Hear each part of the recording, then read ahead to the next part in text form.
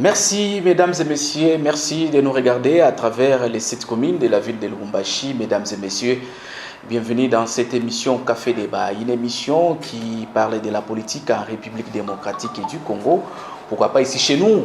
Concernant cette représaille de l'opposition qui avait organisé son sit-in dans la capitale RD congolaise, nous sommes à Kinshasa. Finalement, la police de notre pays est devenue de plus en plus hostile face aux opposants. Monsieur Hoffman, vous en tant qu'analyste politique, quel regard avez-vous de notre police nationale congolaise, surtout que lorsque l'opposition demande à ce qu'ils puissent manifester, ce ne sont que des représailles? L'autorité a donné l'itinéraire. L'itinéraire n'est pas respecté. Pourquoi l'itinéraire n'a pas été respecté? Dites-moi, où est-ce que dans une loi de cette République, on a dit que c'est le régime en place qui définit l'itinéraire? Nulle part. Le régime en place ne fait qu'encadrer ceux qui doivent marcher.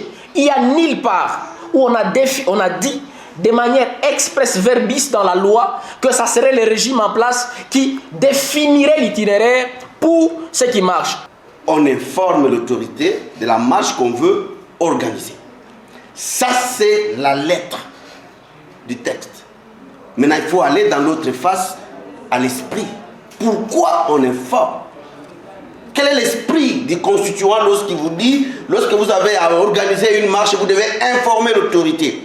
Qu'est-ce qui est dans son esprit? C'est pour que cette autorité-là essaie d'analyser. Encadre, pas analyser. Non, il est dans son timing. Vous Il analyse. On analyse tout simplement. Ouais. Mais après, pourquoi? C'est par rapport au contexte. Okay. Il analyse le contexte de l'organisation de cette marche. Il analyse la situation sécuritaire du pays et il peut vous proposer ce qu'il faut faire par rapport à ce qu'il a vu. Lorsqu'il vous dit, attention, comme il en est ainsi, vous avez le droit de marcher, mais aller telle part. C'est dans son droit aussi en tant qu'autorité. C'est lui qui sait, qui gère le pays. Vous ne gérez pas la ville au quotidien. C'est lui qui sait, qui vous dit, là c'est dangereux, allez de l'autre côté. Mais comme il... Tshisekedi a peur. C'est toujours Tshisekedi. Tshisekedi a peur. C'est lui Tshisekedi a peur. Quoi qu'il ait peur, il finira par dégager. Donc il faut un pouvoir fort qui doit redresser.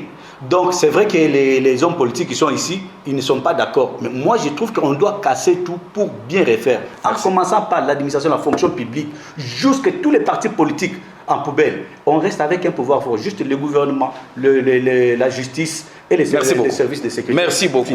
C'est d'immobilisme sans Mobutu que nous vivons au jour d'aujourd'hui. Au Congo? Oui. Sous le règne de Fachi? Sous le règne de M. Félix Tshisekedi. Tshisekedi a peur. C'est toujours Tshisekedi. Tshisekedi a peur.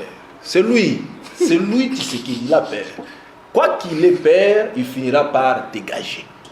Où les gens ont été réprimés, où les gens ont été bastonnés.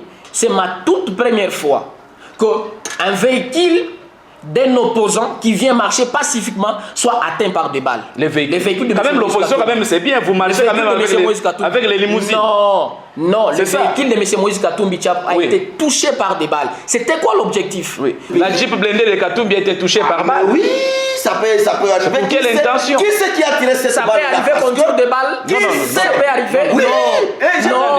Que la police tire la parce que personne ne sait d'où est venu cette balle. Les du débat quand même. Personne ne sait d'où est venue cette balle.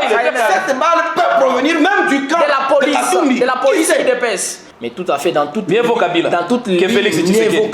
Mieux vaut Kabila que Tshisekedi dans toutes les lignes.